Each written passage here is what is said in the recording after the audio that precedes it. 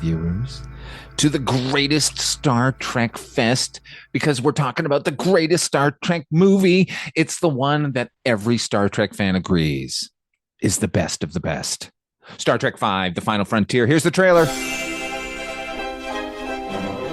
From a relaxing vacation on Earth. Greetings, Captain. I do not think you realize the gravity of your situation. To the most perilous reaches of space.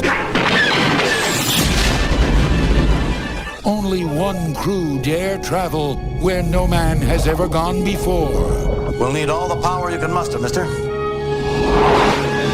On a desolate planet, a renegade Vulcan seeks ultimate knowledge. To find it, we'll need a starship. And he will stop at nothing to get it. I dreamt that a madman had taken over the Enterprise. You look like you've just seen a ghost. Perhaps I have, Captain. Our destination is the planet Shakari, Eden, at the center of the galaxy. The center of the galaxy can't be reached.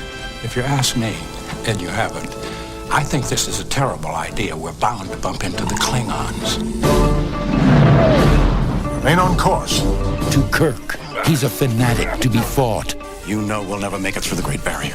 I say that danger is an illusion. To the crew, he's a mystic to be followed. Sybok has simply put us in touch with feelings that we've always been afraid. I have to get back to the transporter. To Spock, he's the past he must confront. Shoot him! You know I'm right. Spock, my only concern is getting the ship back. And you're either with me or you're not. Put him in the brig with Captain Kirk. I'm a prisoner on my own ship. What are you standing around for? Do you not know a jailbreak when you see one?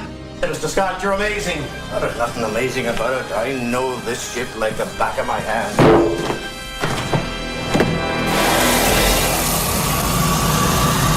Emergency channel open. A hostile force has taken control of our vessel. Put us on a direct course with the Great Barrier. Understood, Enterprise. We are dispatching a rescue ship immediately. Clark! Bird of prey bearing 105, Mark II. Let me do something. Mr. Sulu, full ahead. Transfer power to warp drive. Warp speed now. The greatest enterprise of all is adventure. Star Trek V, The Final Frontier. Oh my God, that sounds so exciting. Are you excited? Do you know why they're putting seatbelts in movie theaters? HP, how you doing, buddy? I'm good. I don't know whether I'm looking forward to this or I'm a little bit you are. reluctant. Yeah, no, this is Star Trek V. What more can you say? Here's the production story, everybody. Ready? Star Trek IV, The Voyage Home, is easily the most successful financially of any of the Star Trek films. And honestly, critically as well. Critics love it. Audiences love it. Almost immediately, we need a Star Trek V. William Shatner is reminded by Leonard Nimoy of the favored nations clause in their contract and says, you ought to direct one, Bill. And Bill goes to Frank Mancuso, who's the head of Paramount Pictures, and says, hey, I'd like to direct the next Star Trek movie. And he goes, Captain Kirk directs Star Trek. Perfect. Go do it. The first mistake is saying yes to William Shatner. The second mistake is giving him input on the screenplay, because William Shatner, watching late night TV, so he says, starts looking at all these televangelists and thinks, that's an interesting thing we haven't covered in Star Trek. What, this whole televangelism thing? Do these people believe what they're saying? Do they not? And I can't believe that they're putting it over on all of these people and using religion in such a mercenary way. Let's make a movie about that. And then, of course, he doesn't make that movie anyway. But he calls, for a screenwriter, he calls Eric von Lustbader, author of The Ninja. He's a terrible author, and he doesn't have time to make the movie. That can't be his real name, right? Von Lustbader? Who cares?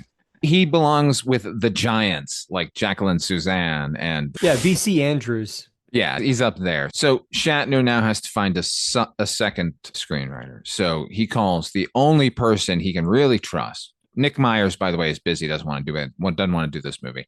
So Shatner calls Harve Bennett. I don't think I would call Harve Bennett for screenwriting duties. He calls Harve Bennett in an attempt to rope him in as his producer. Harv Bennett had such a tough time on part 4 because he kept kowtowing to the studio over his director. So his director was a little sick of him. So Harv Bennett is soured on this process, doesn't want to come back. And I think as a carrot, Shatner allows him to write the screenplay. Big mistake, because all this idiot knows is his one movie that he tried to have made for Star Trek II, which is a religious leader taking over in a religious revolution, which just so happens to dovetail with what Shatner's doing, except they're only both just remaking Star Trek the motion picture, because that's what this story is again. Yeah. It's the hunt for God. See, now, okay, so in its initial conception, let's just say, if you read the original draft, Shatner's treatment of the script, it is as we get here, right? Except originally it wasn't Sybok. It was this charismatic leader named Tsar. And it was much more epic. Honestly, Shatner wasn't lacking in scope when he started down the path of making this movie. He really wanted to make Lawrence of Arabia, and he intended that to be giant armies coming over dunes and everything you got from a David Lean adventure. Unfortunately, he was making a Star Trek movie. So the plot plays out pretty much as it is in the film, except from the get-go, the character of Tsar, who eventually becomes Sybok, is clearly attempting to find God. He announces it from the opening scene. We're going to find God. And then eventually he brainwashes the rest of the Star Trek crew, the Enterprise crew. They're all on his side, except for Kirk, because Shatner wrote this. And of course, he has to be the only hero in this. And they eventually get to that planet where it's a hellscape, right?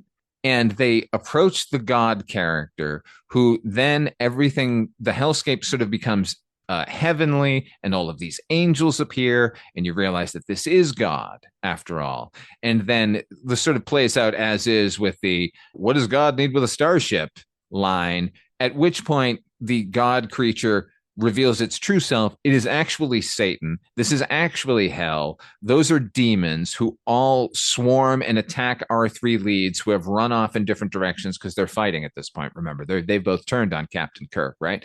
Kirk can clearly get away, but chooses to go back because he's the real hero here. He saves Spock, who then they both have to go save Bones, who broke his leg in a fall, and the demons are carrying him off to hell. And then they shoot the fucking God monster, and they go, or Satan. It's actually Satan, right?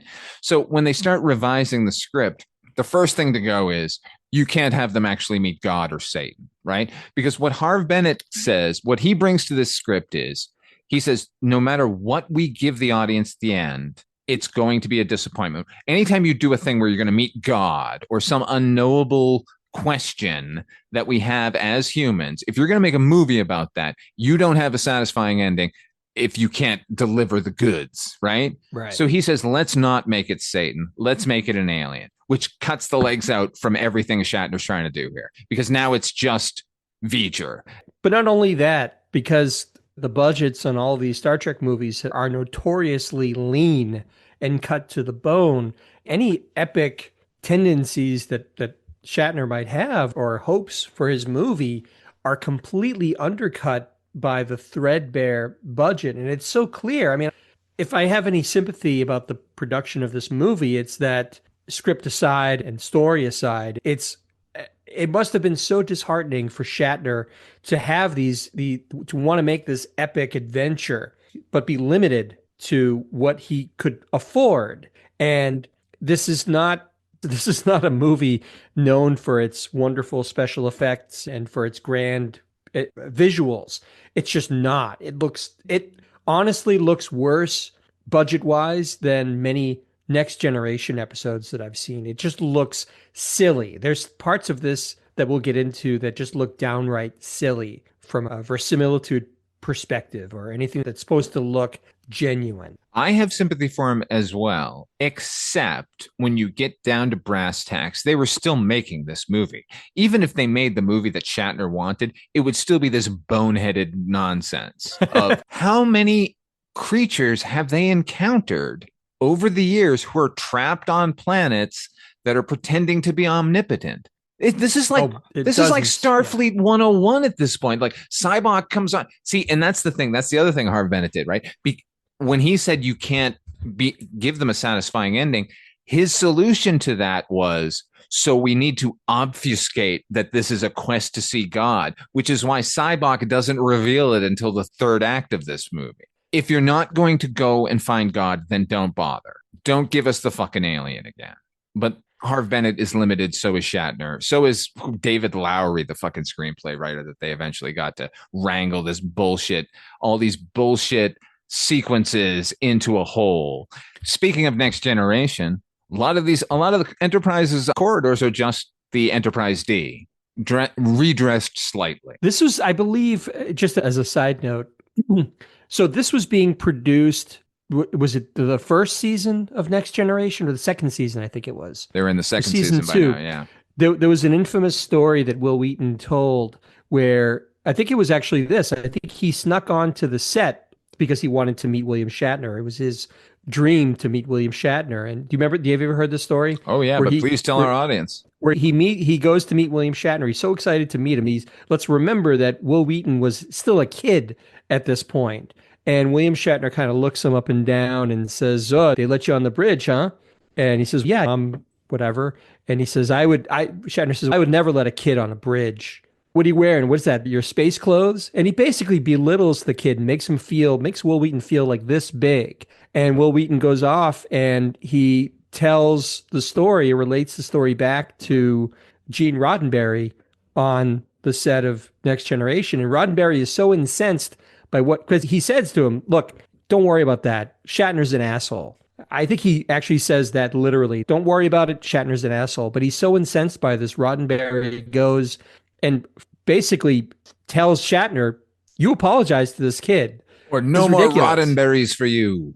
Right. So the postscript on that is, I think Shatner sends him a handwritten apology. "I'm sorry. I could have you on my bridge anytime, and I look forward to whatever, the success on Next Generation." But what a fucking asshole to be such a prick to this young kid who just idolizes you. He's part of this Star Trek family.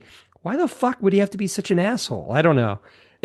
You hear so much about what an asshole Shatner is, but you also hear, "Oh, I've heard people say he's a nice guy and he's funny, he's charming." I'm sure he's very charming, but I think he's an asshole. I think that, to me, cements it. I told you my friend's interaction with William Shatner. Share it with the audience. I had a buddy named Jeff who was walking down a sidewalk and Shatner was coming in the opposite direction.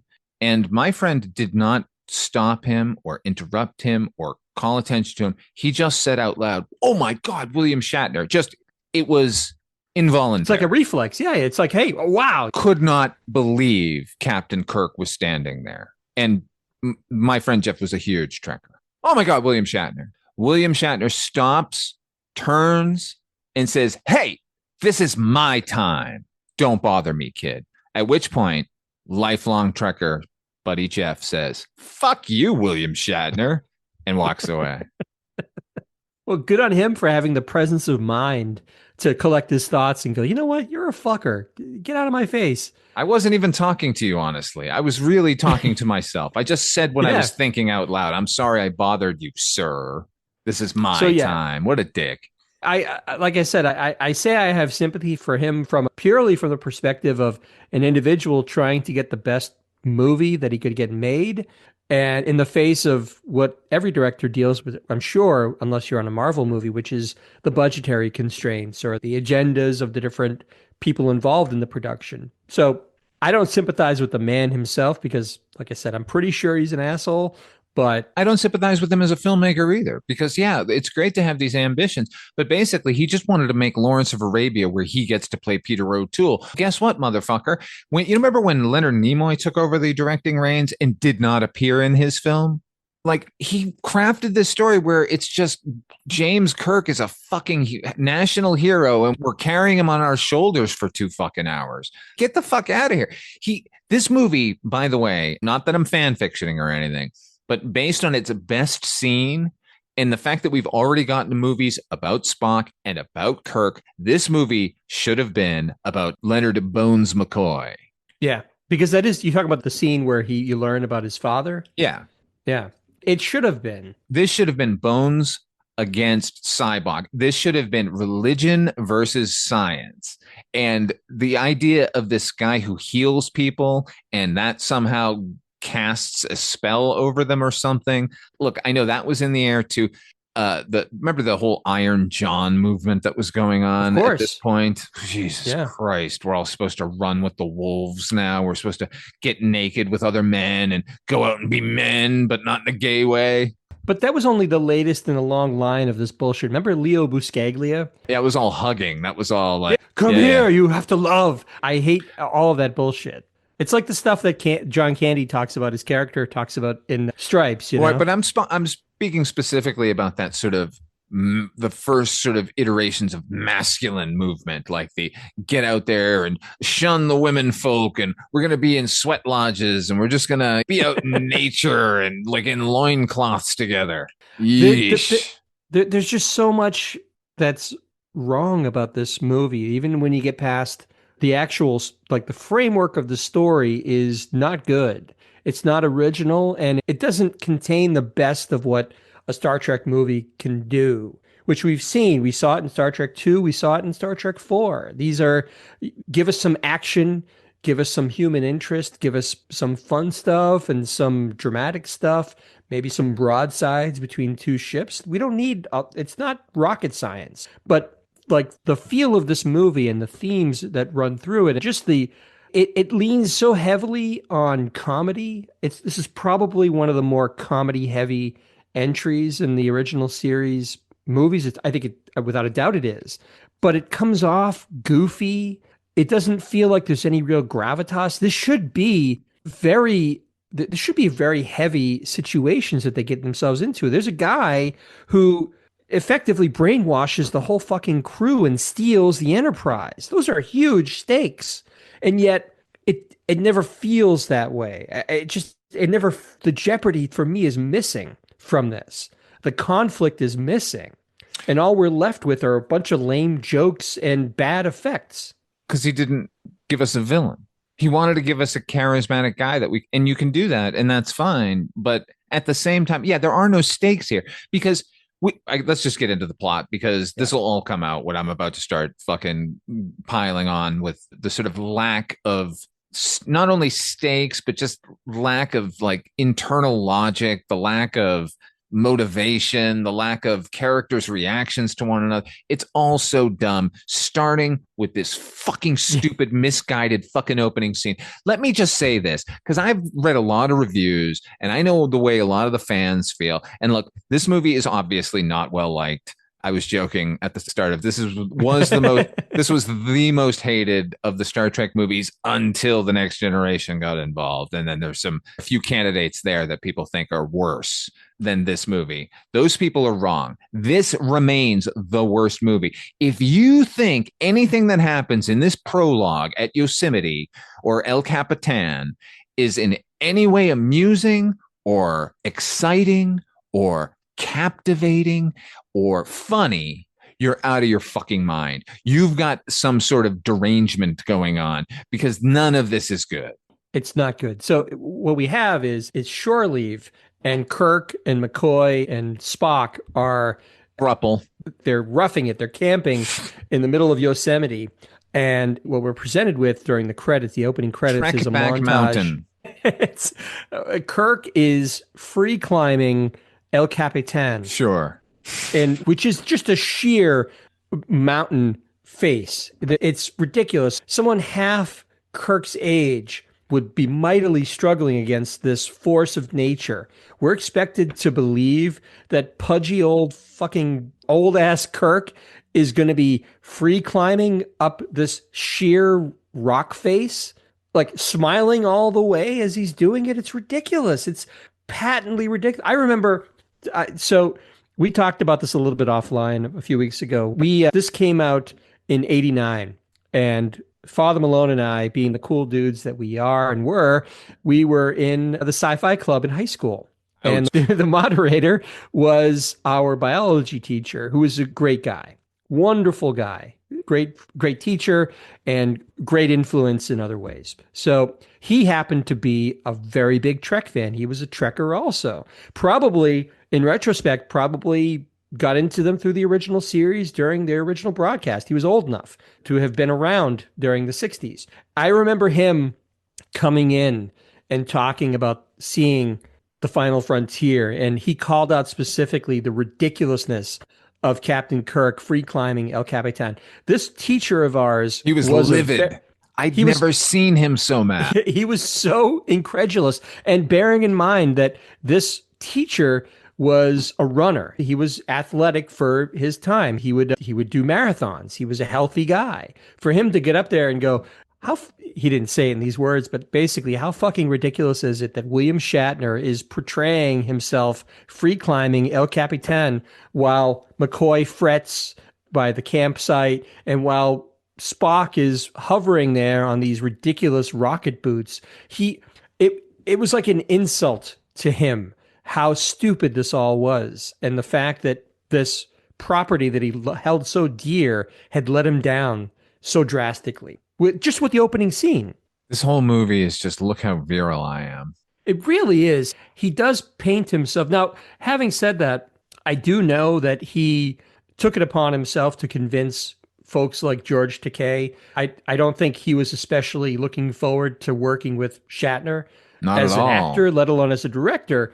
So there's something to be said about the fact that Shatner took it upon himself to convince a lot of these ancillary crew members to join in this movie. So that's commendable that he at least realized that you got to have everybody in this. It's not just about him. Having said that, and I said that probably 5 too many times, this is all about Shatner. Despite the fact that all these other crew members are in it and they have all their little business to do, he is always the hero of every scene.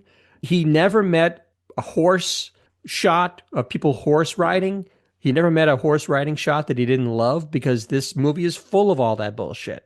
Riders coming off these desert hills and all this bullshit. I guess we should say we jumped right to El Capitan, but the movie actually begins on the planet of galactic peace. With the guy who looks like the singer from Midnight Oil. He was my favorite part of this whole movie, actually. It's a good scene, actually. If we had gotten this movie, it might have been really good. In fact, I could have enjoyed a movie without the Enterprise crew if it was this gallivanting Vulcan and him out there raising an army, because we get Sybok, Lawrence Luckinbill, standing in for Sean Connery, apparently. That's what Shatner says. The part was originally written for Connery. And if you look at the way they styled him. Oh, yeah. Yeah, definitely went for Sean Connery. Now, Shatner says, of course, that Sean Connery's schedule was in conflict because he was filming Indiana Jones and The Last Crusade. And I say, there's no way Sean Connery was ever going to do this movie. What are you talking about, William Shatner? It wasn't a scheduling conflict. You're lucky there was a scheduling conflict to hide behind. At that point in Sean Connery's career, he had such a career resurgence that really that was the capstone to it at that time, was him being in The Last Crusade. I mean, it was all gravy to him at that point. He just won an Academy Award for The Untouchables. You think he's going to do this piece of shit, Star Trek V, where he's like the most milquetoast, boring villain that the series has ever produced? Impossible. But let me ask you, let me put it this way before I give my opinion. What did you think of Lawrence Luckinbill as Sybok? Oh, I think he's great. I thought he was really charming. And I think there are moments where I was on his side for this movie. But the problem is the character is a nothing character.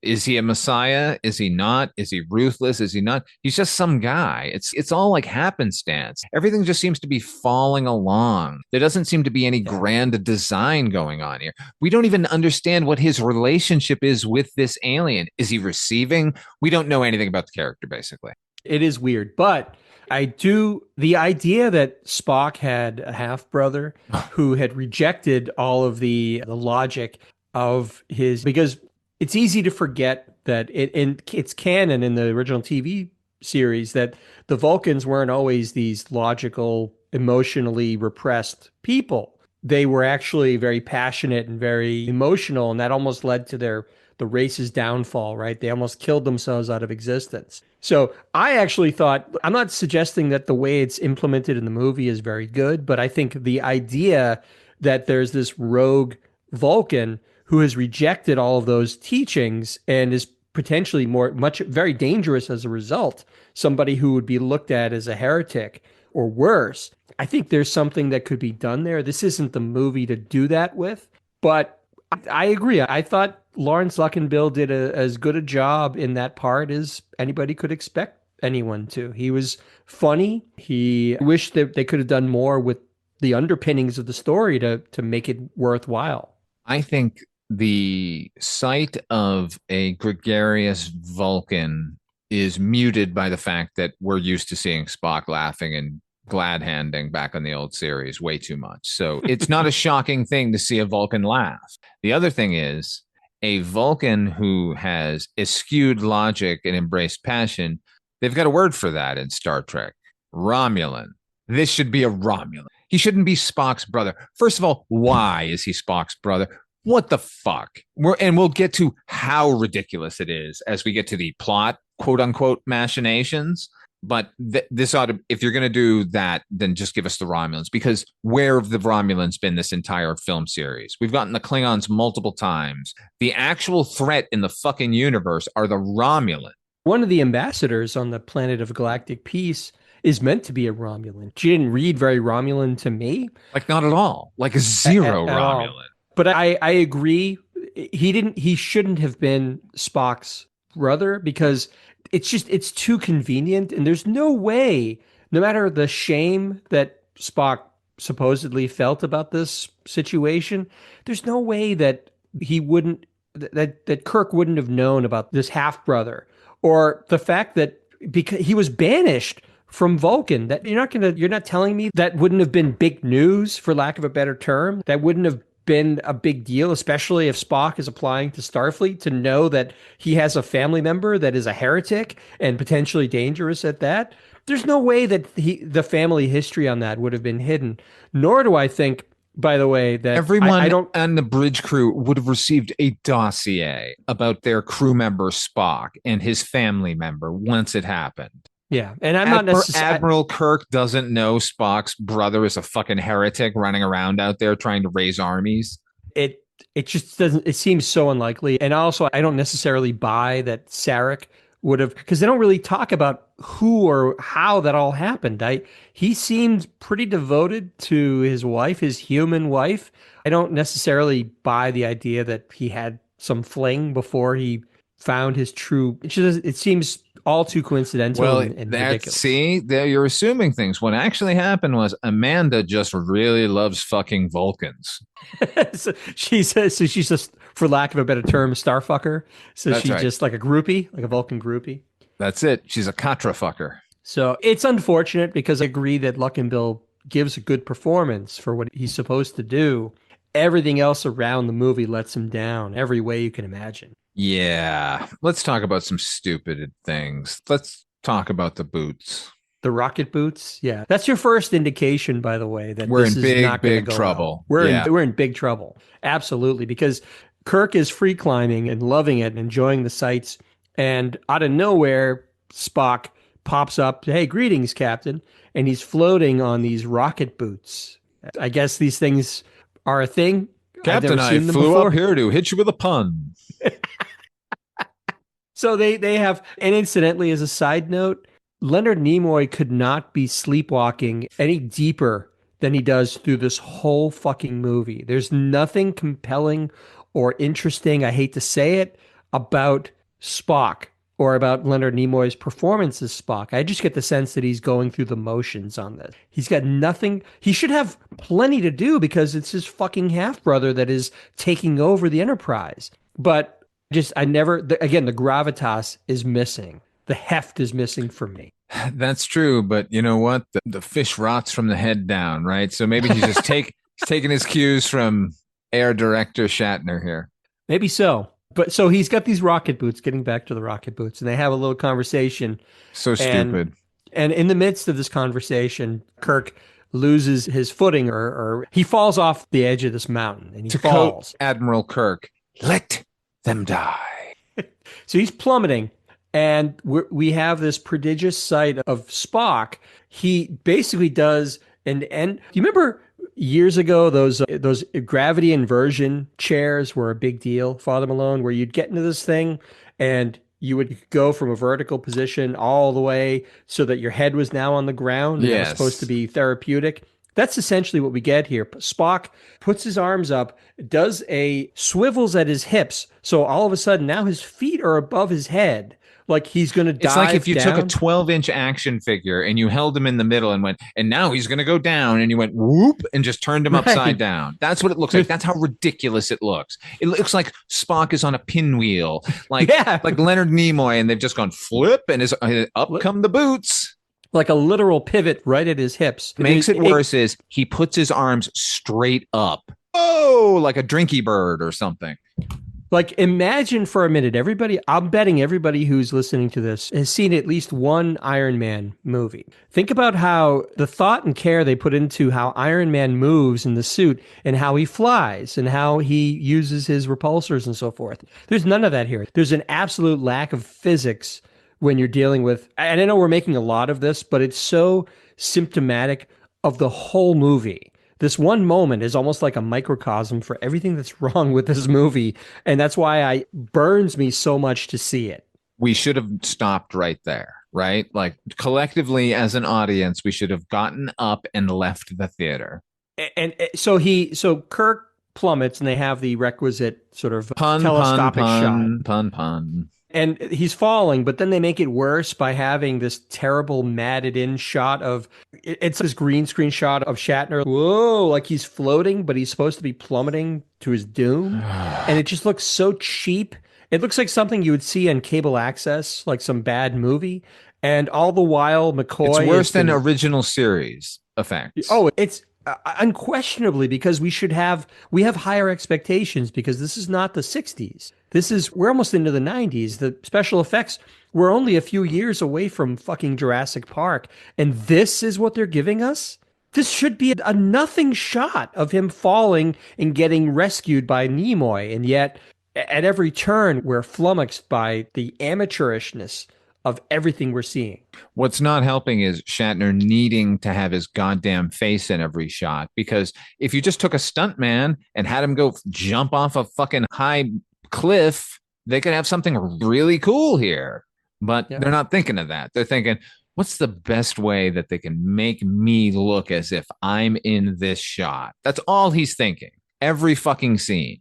It just looks so goofy. So Spock saves him at the very last second with his rocket boots. Which would, by the way, if you were to stop somebody from falling at that speed by just grabbing them and jarring them to a stop, you would rip their fucking leg out of their socket. You would at least dislocate like any number of their knee would be gone. They would basically be ripped off. It's just terrible. one of a litany of boneheaded scientific bullshit on the way. And all the while, I was saying, McCoy has been watching this all play out nervously on these little like space binoculars or whatever, and he's fretting about it. Mama hen. He's like, oh, this would be relaxing, he said. This isn't relaxing. I'm in a nervous wreck. So they all gather around the campfire, and McCoy's passing around the whiskey, the good Kentucky whiskey. DeForest Kelley is working mightily here, because he's not bad, but everything they've given him to do is, and somehow he's still seeming to be good. He feels DeForest Kelley always felt authentic. Let's not forget, he worked on, I think he did like Bonanza. He was a Western actor for a time before Star Trek. And I believe he was from Virginia. So this kind of like down home patter is nothing new to him. Leonard McCoy is from Mississippi. Right. So all of that it feels lived in. His part of the scene is fine, but it's just, I don't know how down home country Mississippi is going to be in the 23rd century, but okay. No, but I'll give him a pass, because he just, I don't know, maybe it is still pretty Southern. I don't know. But nevertheless, it leads to a conversation. It's a bunch of bullshit where, again, Kirk has to paint himself out to be this badass. And he's like, Pulsar lift tractor poles. So he says, this is bullshit about like, oh, you almost died. And Kirk's like, no, I knew I wasn't going to die. He said, why? I've always had this premonition that I was going to die alone. It's like, You're not a bad you're not a badass, Shatner. Don't keep painting yourself out to be this Oh, no. grizzled hero. No, this isn't badass. This is romantic, Captain Kirk. This Yeah. is forlorn. Oh, woe is me. I know I'm going to die alone. By the way, lots of Star Trek fans have taken this as a premonition for what happens in Generations. It's not. It's him being fucking melodramatic. This little speech pays off at the end of this movie, such as it is. I want to ask you one thing that's bugged me about this scene for a long time, Father Malone. It's a mystery, if you will. And so they're around the campfire. They're having this deep conversation. Are you mystified by Spock and his inability to behave like a fucking normal fucking character here? We watched this guy receive this barrage of tests about philosophy and science and poetry. And here he's, I don't understand what this row your boat means. Life isn't a dream. Why are we singing these songs? You're on the right track, but specifically, he pulls out this device that looks like a lightsaber hilt, which produces what he calls a marshmallow. Now, let me ask you, Father Malone, is that supposed to be Spock's naivete at work? Or is it possible that Leonard Nimoy just didn't know how to pronounce marshmallow? That is Leonard Nimoy mispronouncing marshmallow accidentally, and Shatner thinking it's hilarious. And then that became a joke on the set, quote unquote, marshmallows. So then crew members, like props, would make marshmallows and they would put up little signs about marshmallows. Somehow this in-joke they thought we all will think would be hilarious as well. And is that really what happened? Yes. And what it does is make me hate Spock all the more in this film. They produced those marshmallow canisters. You could buy those. That was a tie-in promotional product for Star Trek V. Shit, now I want one. It served no purpose. You would have to fill the thing with marshmallows so you could poke them out like a lightsaber hilt. It was ridiculous. Anyway, I wondered about that. Thank you for clearing that up. I didn't, it was so vexing to me why he would call them marshmallows that I was starting to question my own I think they've history. actually gone, if you go, because you can retro fit anything in the Star Trek universe and have it actually make sense. And now in the Star Trek universe, marshmallows are a thing. They are. Oh, okay. I guess I stand corrected, but you cleared it up. Really, what I just told you is actually what happened. Okay. Now it makes sense. Now it's no longer a mystery for me. So thank you for that. So that's just a slip of the tongue. The fucking bullshit of Spock not being able to understand song lyrics is that's to me. It's also weird that they finally decide, let's have a sing along. That's what we're driving at here. Hey, but guys, is there a public domain song we could all get into right now? What's infuriating is 3 out of the 4 songs or whatever they come up with are just old timey songs from our time, Camptown Races or Row Row Your Boat. They only make a passing sort of glance at what would probably be an old-timey song in their time period, because I think he says, "Oh, Moon Over Rigel 7," which I'd like to hear that song. Actually, Me too. I wish they picked that. But what are the odds that these? Let's do an old Earth classic. How about Black Hole Sun? Everybody, Black Hole Sun.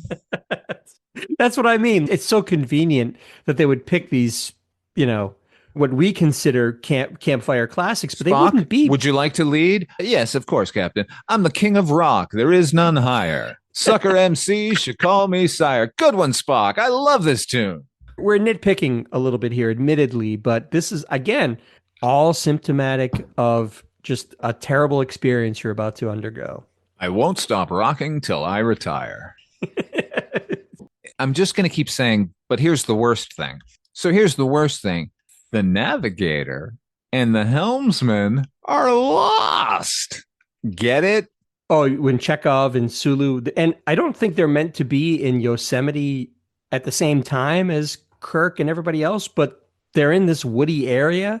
I have to imagine they just figured, well, we're in Yosemite already. Let's just do a pickup shot and show them lost. And what makes it worse is Chekhov is trying to cover up for it. So he's doing things like, oh, it's very windy here.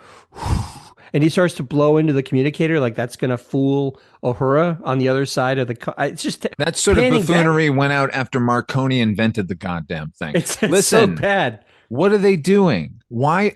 My phone right now has a GPS in it. This is the 23rd century. We're lost. We've got a paper map. If you fell off a fucking mountain in the 23rd century and you don't have some sort of technology that's immediately going to save you, what the fuck is going on?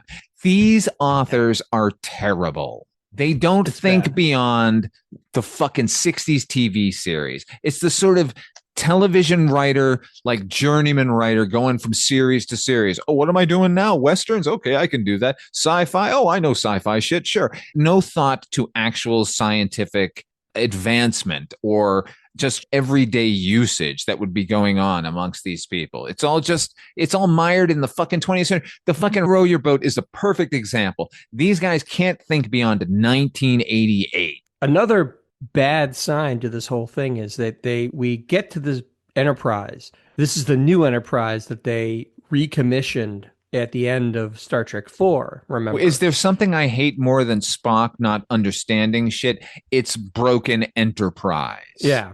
So apparently the Enterprise is still in this state of disrepair. Nothing works. Scotty is his wit's end trying to fix the computer and the transport. Basically, I think part of the reason for this is that they have to figure out a way to take the transporter out of commission because there's plot developments that require people to be in shuttlecraft going to and from the planet. So the easiest way for them to know this is that. all plot based. The idea that the Enterprise is all fucked up. Okay, let me vent my spleen about this because this is what bothers me the most in any of the Star Trek movies because they've already done this to us. Kirk, you're the only one who can do it. You're the closest ship. You're the only thing that can get there. Where is the fucking Starfleet? I've said this before in earlier episodes. Yeah. Where is the Starfleet? They're going to the neutral zone. First of all, there are two neutral zones. They don't tell us which is which. I'm assuming they go to the Romulan one because the Romulans ain't going to show up to the fucking Klingon neutral zone. That's just not going to happen. So let's say they're in the Romulan neutral zone. Do you know how many light years away that is? I don't know specifically. It's more than 100. It's more than 100, which means at warp 9, I know this is super nerdy, everybody.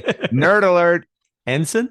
At warp 9, it would take them 35 days to get to the neutral zone. There's no ship closer? How about this? Okay, we'll go, but this ship is fucked. So have another ship meet us there.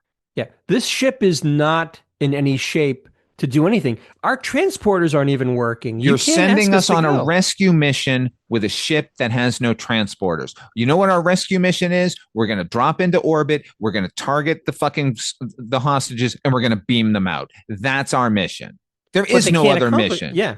But they can't even accomplish that because the transporters aren't working. Because somebody said, why don't they just transport them out? And then Harv Bennett or William Shatner said, the transporters aren't working.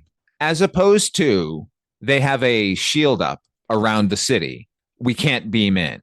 It's just that simple. Think beyond what would you do in this situation, dummies? Oh, I don't know. I guess let's just make them broken. I can't believe these people were after the fucking super duper success of Star Trek 4, hand it to the fucking egomaniacal actor and the fucking out of touch fucking producer. Go make us another great movie, guys. Don't kill the franchise, by the way. What I can't believe happened how is- mad I am. No, it's completely warranted, and I share your grievances on this clearly.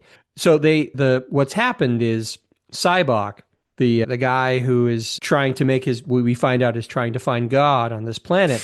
He has he's gathered a group of followers, an army, if you will. And there's this planet called the Planet of Galactic Peace. It's Nimbus 3. It was a failed experiment where representatives from the Klingon government, the Federation, and the Romulan government were going to habitate the planet and co-develop it, basically. But it's an unsubtle swipe at the United Nations is what this is. Yeah, basically. But the planet itself is like, it's just a rock of nothing. It's just like desert and rock, and there's nothing going on there.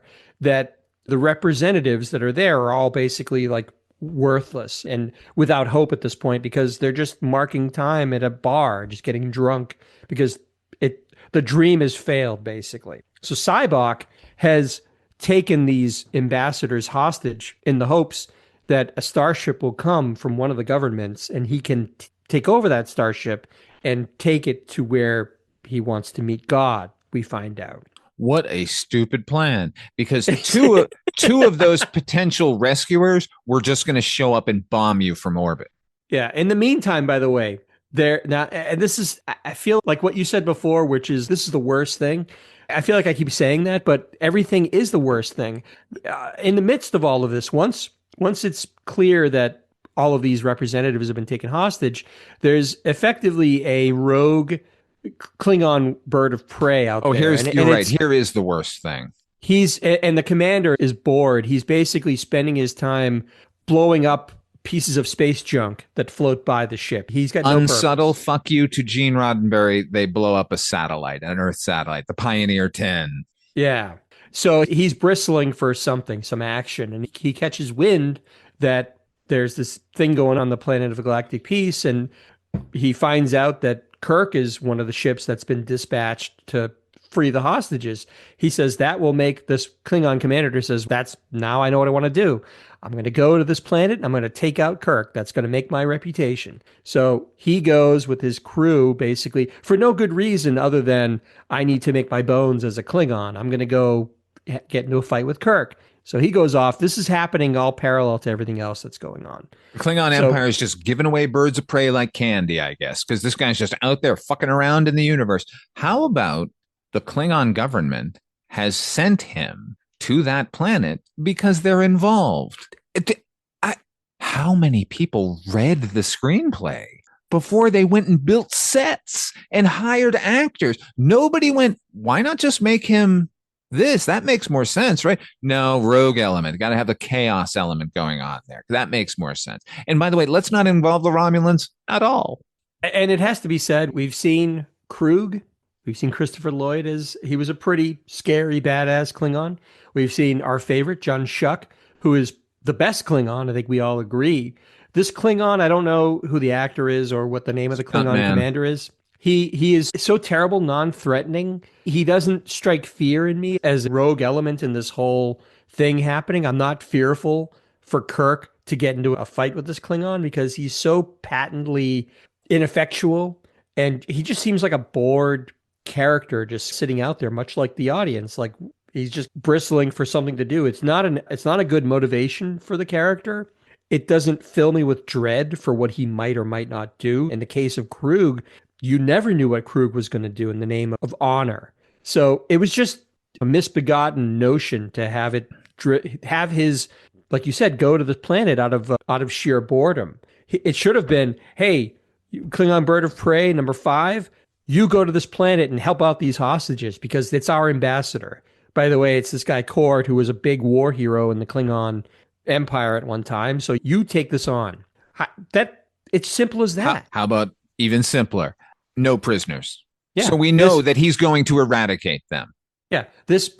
Now it's a race against time. The Enterprise has to get there to actually save these people because the fucking Klingons are definitely going to kill them. As opposed to, I hear that Kirk is he's a pretty high prize. Let's go get him. They could have done that. You know what? We deem the planet to be a failure. Go, leave no prisoners, take it out. We're done. Klingons don't take prisoners. That's what they always say. Make it so to speak. So anyway, Kirk and his jalopy of an Enterprise make their way to this planet. Hey, can you have at least 5 other starships meet us there? The last time you guys pulled this shit, my son got killed. That's right. Apparently, they're busy doing other things in the universe. It's a very big universe, Father Malone. No one is closer to the fucking neutral zone than Kirk on Earth in a ship that doesn't work. I know, listen, I'm sorry to be a broken record here, but I can't get past that. That is really where the movie ends for me. But there's more, bullshit contrivance of getting him there in a ship that it's like at the end of Superman 2, where he's like, suddenly he can pull a fucking cellophane S off of his chest. He can disappear and make multiple versions of himself. Have you guys ever read a Superman comic? He doesn't do this shit. Yeah, well, and then let's not forget also, there's little things that aren't so grand or sweeping, like the idea that suddenly Scotty and Uhura are amorous for each other. And they're like making not so subtle remarks about, for lack of a better term, making whoopee, things like that. It just, they're playing lovey-dovey. It's all very discomforting. Yeah. You know what's funny, HB? This movie comes out and Gene Roddenberry quietly declares this movie to be apocryphal. He says this movie is just a what if. It doesn't actually exist in canon. And now I agree with him. Because this is not that I have a thing against Nichelle Nichols and James Doohan having a thing and everything. It's just so out of the blue. And it's just so they can have a scene where she seduces him later into the cult. It's never organic. It's two things. It's what I just said. It's a plot device. And it's you know what worked in part 4? Everyone gets a moment. We got to give everybody a moment. But not everybody gets a moment, because no, that's true. Because doesn't get a moment, because Doohan gets his little comedic moments, and he's like a hero in the rest of the movie.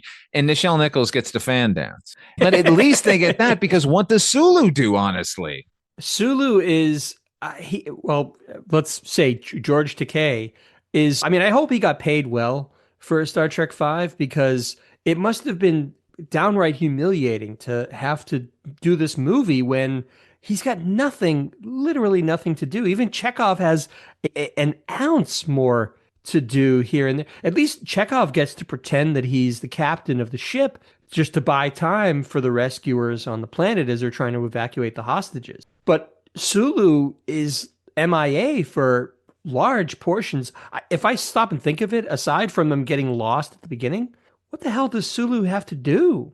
He chases engaged, sir. Yes. For a while. Warp factor 9. He just has. I feel for. Like I said, I'm hoping he got paid really well, because at least then he has something to show for it. But it's a bummer, because I know that they all felt shortchanged throughout the Trek history. This is a really good example of that. Anyway, they hatch this plan to go rescue these hostages, but they have to use shuttles to go down to the surface. Eventually, they sneak into this Paradise City, which is the central. Insert joke. They infiltrate this Paradise City. But the tavern, the defining feature of this tavern, this sort of cantina-esque tavern, is there's this game that it's clearly a pool table that they've put about 2 inches of water into it. It's a pool table. Get it? What a pun. What a humorist they are. But it's supposed to be like space pool, but they've changed nothing about the game except put 2 inches of water in a pool table and see what happens. They're hitting the balls. It's all. They've got cues. The balls are exactly the same, but they're production designer was Bill Murray from Ed Wood. Cat's eye. How about some glitter? No. It just feels like a set. It's so cheap. And by the way, it's a waste. We haven't even talked about the fact that the Federation ambassador to the Planet of Galactic Peace is played by none other than David fucking Warner. Sark. Eventual Gorkon. Right. They make it up to him in the next movie for sure. But because he's fucking wasted here. I got so excited when he showed up. I'm like, oh, wow, this is going to be interesting. Why, by the way, do we even have 3 ambassadors? Who gives a shit? They don't do anything. Nobody comes for them. Like the Klingon Empire doesn't respond. The Romulan Empire doesn't respond. Shouldn't it just be we need to go save David Warner? Pretty much. Shouldn't it be we need to go save the diplomat who's been taken hostage by these things? Oh my God, the diplomat is the fucking hostage taker. How about that? How about anything? How about do something? Yeah, he is. I just said a few minutes Save ago your triple-titted cat woman. I don't want her. A minute ago when I said that George Takei was the worst at being shortchanged, I think maybe David Warner might be competing for that title. It's Sulu, because Sulu was due. He gets his due in the next one, honestly. Yeah, at least he's eventually made a captain, which he should have been 2 movies prior. He saves the day. He really does. Nicholas Meyer probably saw this movie and went, let's fix that.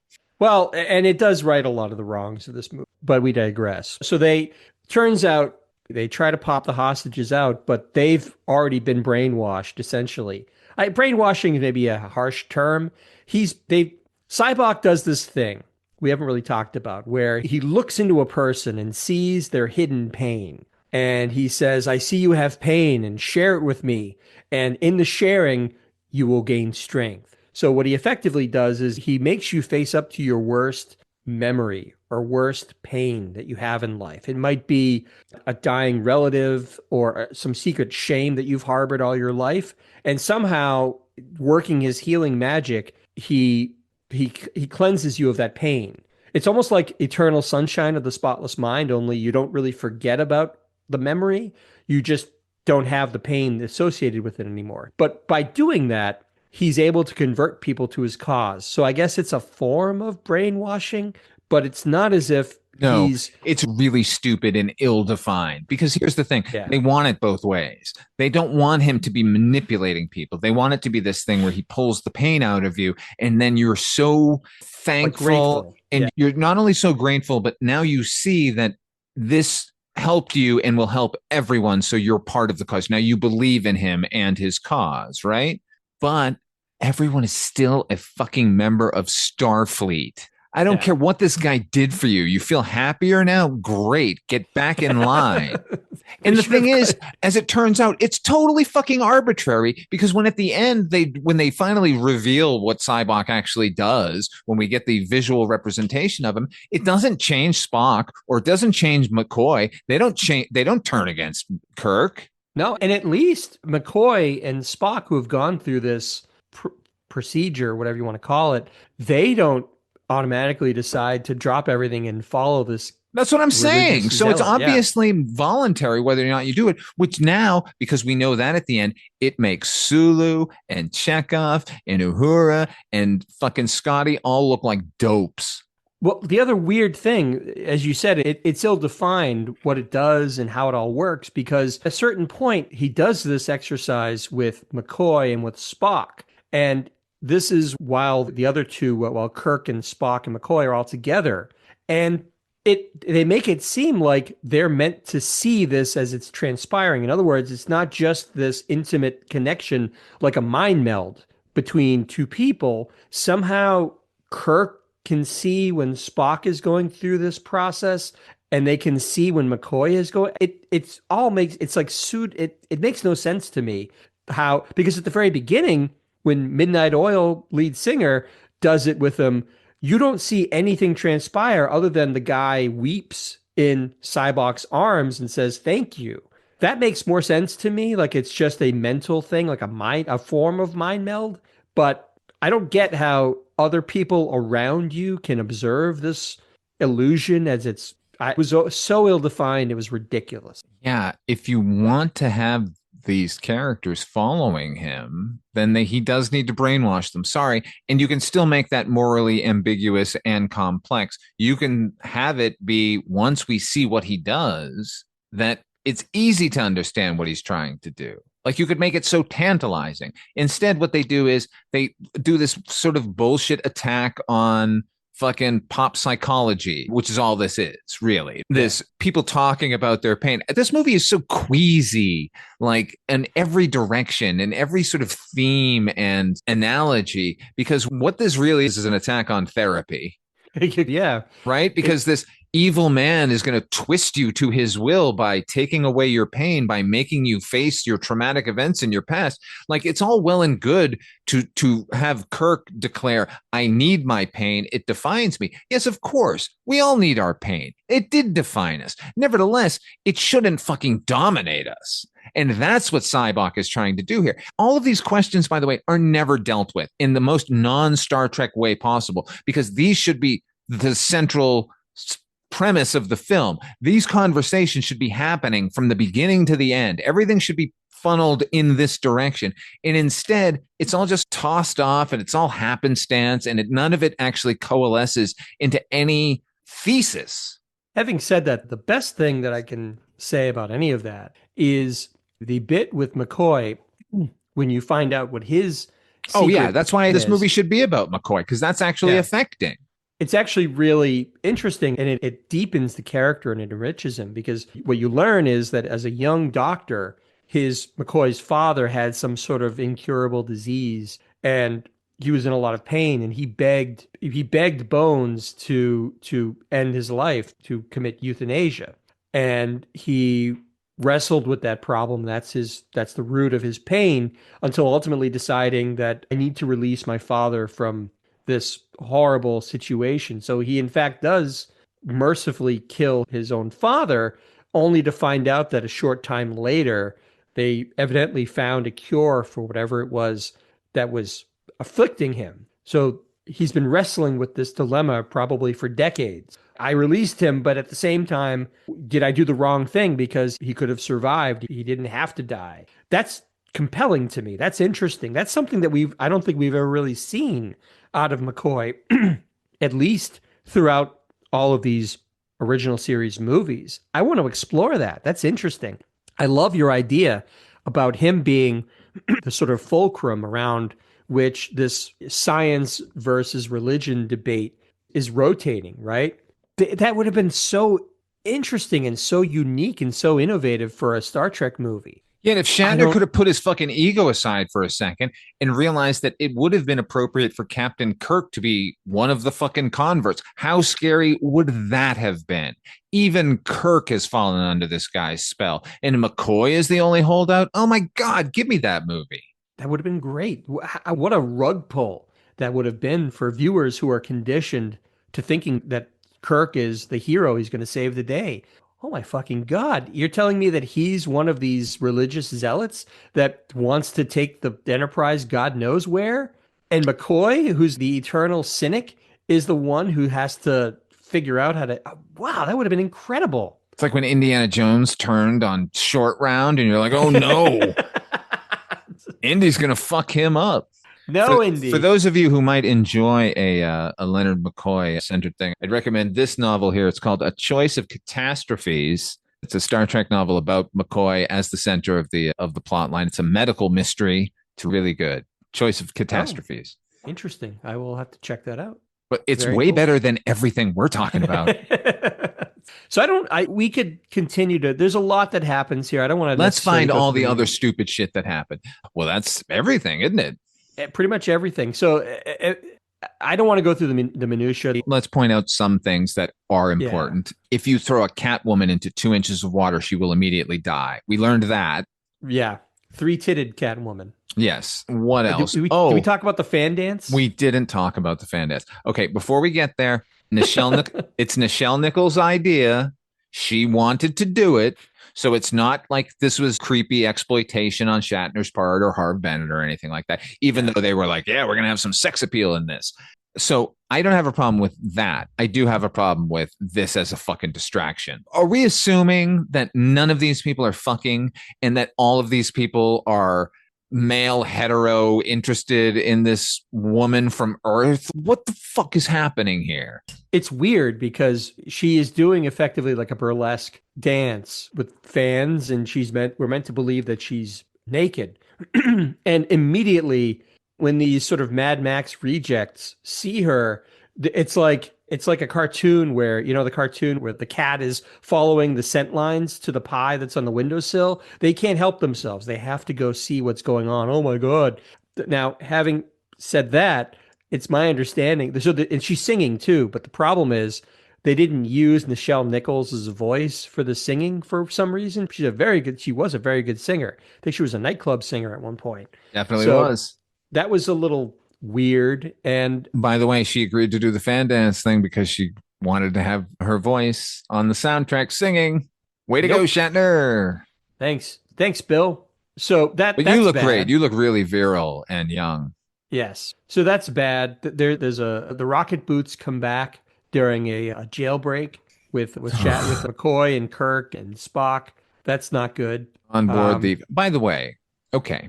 So Sybok has to engage with you and dredge up your pain and then release you from it. How long a process would you say that would be? Maybe 10, 15 minutes, 20 minutes, an hour? Well, no, according to Midnight Oil at the beginning, it was 2 minutes. 2 minutes. It took okay. 2 minutes. So how does he convert? How does he convert the entire crew of the Starship Enterprise? Does he have them line up? Do they have a number system? Do they call you down to the office? I had the same reaction because it's a single threaded process. There's no one else who can do what he does. So you have to have a line of people waiting outside the dentist's office. Like, okay, Uhura, your turn. Come on in. It makes no sense. And when other Federation officers are finding out that this is happening, why they wouldn't like just hide somewhere in the ship, take up arms, and try to take the ship back from this crazy guy is beyond me. And by But the way, apparently, so all the Paradise City stuff and the El Capitan stuff, that's their on location stuff, right? Now, this is where they were running into the most trouble as far as budget. They would say, we're going to do this. And the studio would say, you're not doing that. You're doing this instead. And they would cut the budget and cut the budget and cut the budget, right? And if you read Shatner's book, Movie Memories, you can potentially feel bad for him that they kept cutting the legs out from him. And at the same time, you will also witness perhaps the least organized film since the last Terry Gilliam production, where they're showing up at sets and their fucking trucks are breaking down and they don't have a backup truck. Shatner is waving down fucking pickup trucks and getting the camera crew in there and racing to sets before the fucking sun goes down.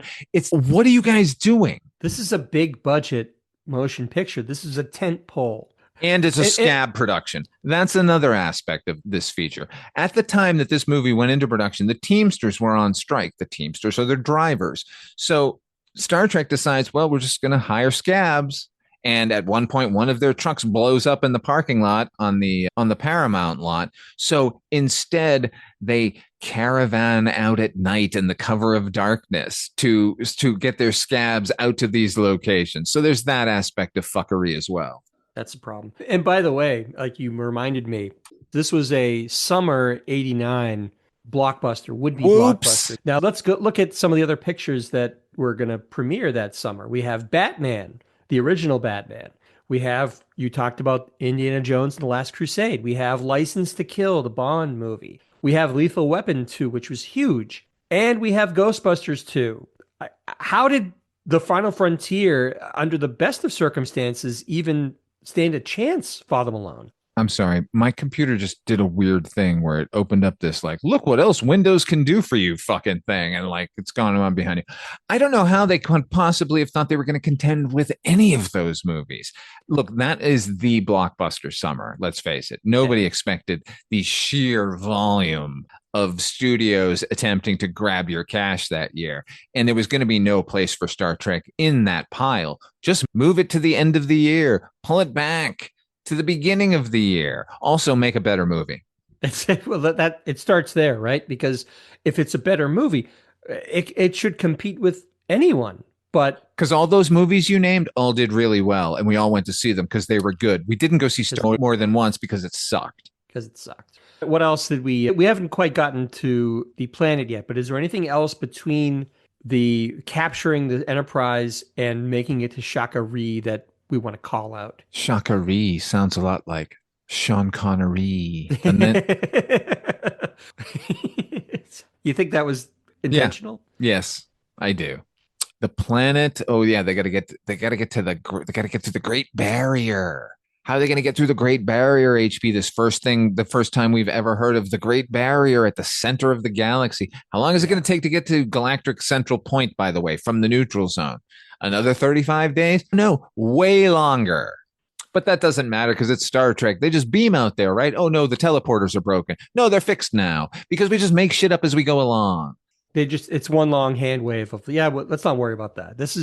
It's like the reasoning when they killed Spock for the first time. Right? This is science fiction. We can bring him back. We can do anything. It's fantasy. Basically, that's what it is. This is science fiction in the hands of people who can't understand sci-fi more than fantastical. Like, you just science it. Yeah.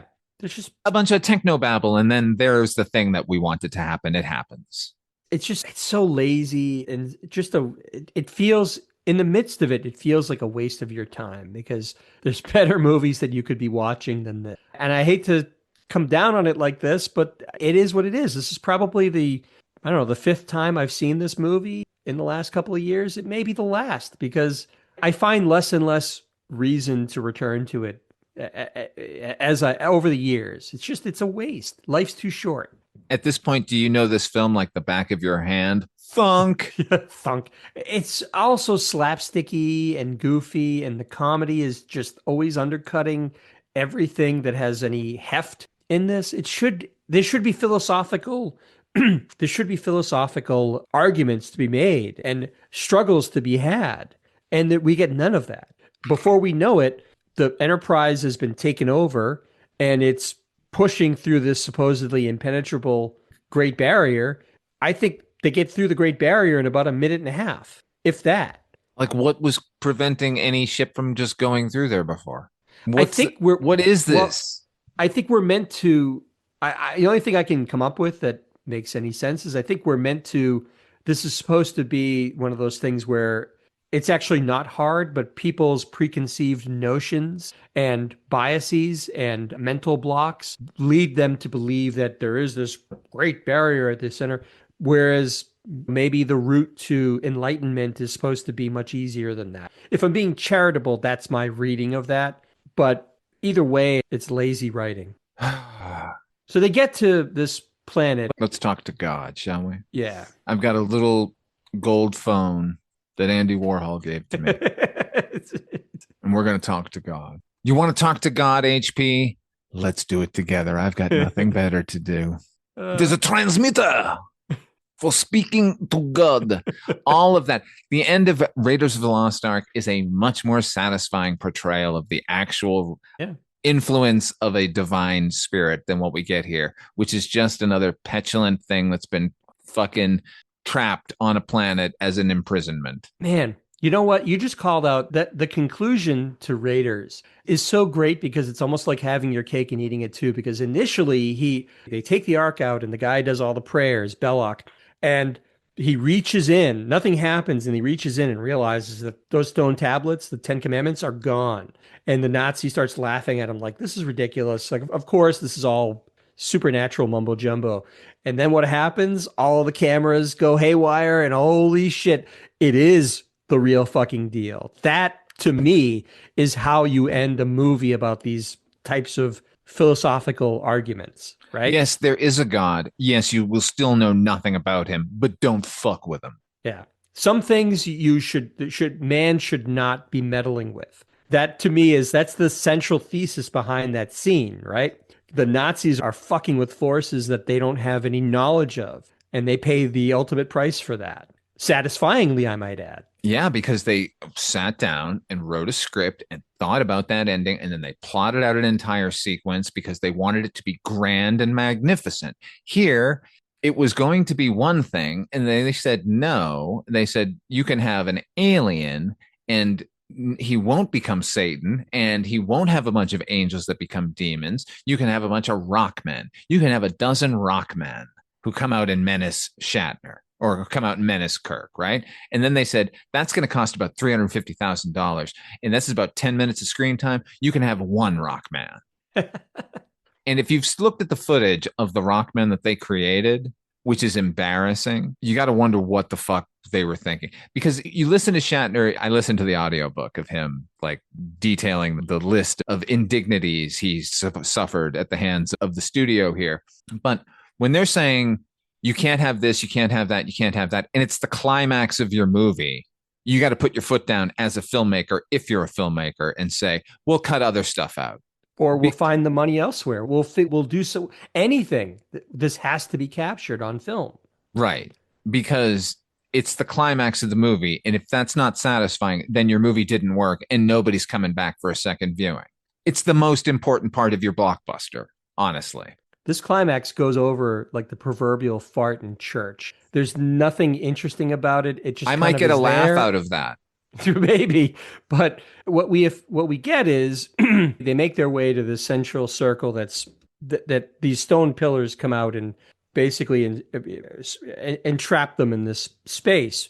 And within this space, we see what we're initially led to believe is the face of God. It's a terrible makeup job of a guy sort of looks like the old-timey vision of the white beard, the long hair, the bushy eyebrows. It's supposed to be the stereotypical face of God from any number of religious paintings and things. But from when he reveals himself to the point at which you figure out this is not God, but this is just some weird alien who needs a starship to get out of his prison effectively. It's so fast that you have no time to absorb the possibility that this might actually be God. It's so abrupt that any of the dramatic underpinning of the scene is gone almost immediately. Well, there wasn't any to begin with, honestly, because the question that Kirk eventually asks, the one that everyone remembers from the movie, what does God need with a starship, should have been asked on the starship to Sybok. Right. You're talking about the omnipotent God that created everything. We're going to meet him. Why do we have to go to meet him? Call him here now. It's God, right? Oh, we're not going then. Sorry, Sybok. Well, even like you said before, the idea of why Sybok is on this religious pilgrimage. Did he have a vision? Did he have a dream? Did he read something in some text somewhere that told him that this all takes place in the center of the universe? None of that is explained at all. So I don't even know, aside from maybe this generic idea of acquiring knowledge, why is Sybok so worked up over this? What is he hoping to gain ultimately? One of those mysteries we'll just never know from this Maybe the biggest hastily mystery. thrown together bullshit of a screenplay. Right. So this Kirk's sort of refusal to go willingly into this fantasy of it being God angers the alien, who starts shooting people with beams out of his eyes. This vexes Sybok, who's upset, understandably, at his religious sort of quest being invalidated almost immediately by this mundane alien creature. So he sacrifices himself to this creature to battle him so that the rest of the crew can escape McCoy, Bones, and Kirk. Scotty can only transport 2 at a time because the transporter is still on the fritz. So of course, Kirk is the one who says, "I'll stay behind. You guys go." So he stays behind, and at that I'll point, be the focus of the movie completely and totally right now. The climax belongs to me, boys. Beam him up, Scotty. And while this is all taking place, the Klingon ship that's been making its way to Kirk through the whole movie finally gets there. But the Klingon ambassador from Paradise City somehow convinces him not to kill Kirk and, in fact, fire on this alien and save Kirk. It's all just terrible. And for some reason, they make Spock the gunner on the Klingon ship. Ugh. The hits just keep on coming, Father Malone. It's just so I'm exhausted. Really, I am too. We haven't even mentioned the scene where Kirk inexplicably orders Spock to murder Sybok, and then Spock doesn't do it because he is still yet to reveal that's actually his brother, and nobody has said anything about that, and he just lets him go. He just goes, just take over the ship. Go ahead, Sybok. And like, I can understand not killing your brother, but how about you incapacitate him so he doesn't take over your starship? So here's something I want to bring up tangential to that, sideways to that. So after Kirk is saved and he is reunited with Spock and everything. Oh, yeah, I know where you're going with this. So eventually now we cut to this sort of lounge where all of these main characters are breaking bread together, and it's meant to be this new beginning with the Klingons and the Federation and so forth. And Kirk is talking with Spock and McCoy, and Spock is upset because he says he lost his brother. And Kirk says something to the effect of, "Well, I lost a brother once too, and I'm so lucky that I got him back," meaning Spock. What he's overlooking is the fact that in the original series, there was an episode called Operation Annihilate. Yeah, where his brother George. They established that Kirk has an actual brother, Sam Kirk, who is found dead at the beginning of the episode. In fact, it's William Shatner with a mustache. All you see is this dead corpse that they roll over and go, "Oh my God, that's Sam. That's my brother." So you're telling me that I mean, Shatner doesn't remember that. Shatner and Harv Bennett do not know that Kirk has a brother already. I guarantee you. If you called William Shatner right now and says, "Does James Kirk have a brother?" He'd go, "Yes, of course, Spock." Like, I get it that to Kirk, or to Shatner rather, this is a job, right? And maybe he's not expected to remember every single episode that he filmed. But at this point in the lifespan of Star Trek, like, there are people there. We have Trekkers and big fans, people who study these shows like they're the Talmud and know everything about it and nitpick these details. I it didn't take much for me to connect those dots on this. And I'm not necessarily the biggest Trekker in the world. I just don't understand why someone couldn't have taken a pass at this script and say, you know what, let's change this line because it doesn't make any sense because he did lose a brother. I get what you're saying with this, but it's not true. Now, most Star Trek fans will call like goofs or fuck ups, they'll call them nits because of those very popular series of books, The Nitpicker's Guide to whatever the particular Star Trek things. There's an entire ream of books. How about you turn the tables on that guy who's fucking with your franchise and hire him to read your Star Trek 5 script and go, what's wrong with it? And then it's on him. If he wants to release a book about all the fuck ups, it'll have to be about himself. But anyway, point being, it's just that easy. Any one of us could have read that script and gone, you know, he's got a brother, right? Yeah, the line makes no sense because he did lose a brother. I understand. I too have lost a brother. You remember Sam? Yeah, you served with him for a while on the Enterprise, Spock. Didn't they? They brought back the character for some of the more recent like Star Trek series, right? I mentioned it on Father Malone's Weekly Roundup. Strange New Worlds. The character of Sam Kirk is my favorite character on the show. Mustache There and you all. go.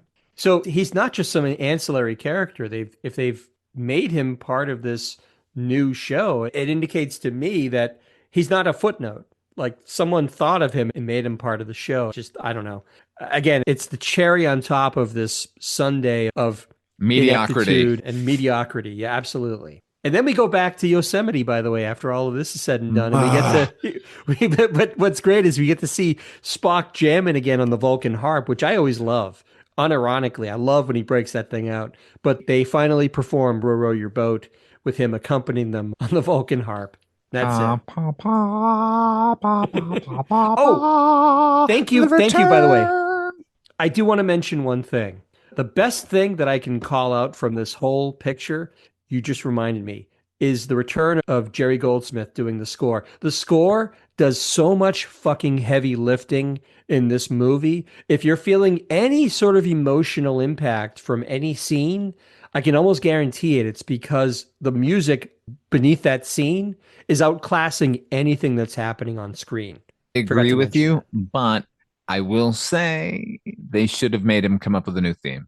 Probably. By now, it was second year of Next Generation. We as fans were now down with that being the Next Generation theme. So to hear it here felt like this weird limbo thing. And it doesn't really have any effect on the movie itself other than here's the Star Trek theme that he already come up with. And I get it. And it's a great theme. And yes, why would you come up with a new one when you already created such a fucking masterpiece? I'm just saying each of the Star Trek films since then have had their own specific theme. Why not give us one? Sure. And that's a very good point. And at the same time, I would say, good for you, Jerry Goldsmith. Cash that check. This movie was a piece of shit, and you worked way too hard already on it. It's the classic example of putting perfume on a pig. It's trying to class it up and make it seem a little more epic and a little more Star Trek than it actually is. It doesn't save the picture in any way, shape, or form. I'm just saying if you do end up feeling anything scene to scene, there's a good chance it's because the music is guiding you towards that emotion. It's certainly not what's happening on screen. You can tell a man who boozes from the company he chooses. And the pig got up and he slowly walked away. Is that a Tom Waits lyric? No, that's from one of those Canadian animated films from the early 80s. Remember the Canadian Film Board when they were pumping out animated things? And it's this old joke about this guy being drunk with a pig, and the pig doesn't want to associate with this guy. He's such a fucking disaster that even a pig doesn't want to associate with him. So you said putting lipstick on a pig or perfume on a pig, and that's what comes to mind every time I think of that. And the pig got up and he slowly walked away. I think I meant to say put lipstick on a pig, but I think perfume works just as well. Absolutely. Petunia. All right, listen, let's get out of here. I'm done with this goddamn movie. I just want to put it in the rear view and never watch it or think about it again. I'm agreeing with you, Gene Roddenberry, for once. This was apocryphal, except I do like the backstory for Bones McCoy, that he killed his own dad and then months later found out he could have saved him. Except that would have meant months more in agonizing pain and he might have died anyway. You can solace yourself with that, Bones. You don't have to follow the stupid Vulcan half-brother Anyway. Well, maybe there's some way he could have been put in suspended animation till they found a cure, like Walt Disney or Say, some weird kind of futuristic thing. Like if only somebody on the screenwriting staff had thought of some future stuff. Rocket boots. Until next time, where can people find you if they're looking for you, Mr. HP? I'm here. When I'm not here, though, I co-host the Night Mr. Walters, the Taxi podcast, along esteemed companies such as yourself, Father Malone, my co-host. And I also host the Noise Junkies music podcast occasionally. And I also have a Bandcamp site, hpmusicplace.bandcamp.com. As for me, you're hearing what you're hearing. We're on the midnight viewing. Hello, patrons. And months later, hello, everybody. No, it'll just be a couple of weeks. Anyway, next week is going to be a Hammer House of Horrors. The week after that, it's going to be Star Trek VI, The Undiscovered Country, Nicholas Meyer's original title for Star Trek II. And the last of the original series movies, right? The last of the original full cast and on the Enterprise, as it were, in the 23rd century. We're going to be jumping ahead about 75 years for the next film. Yeah.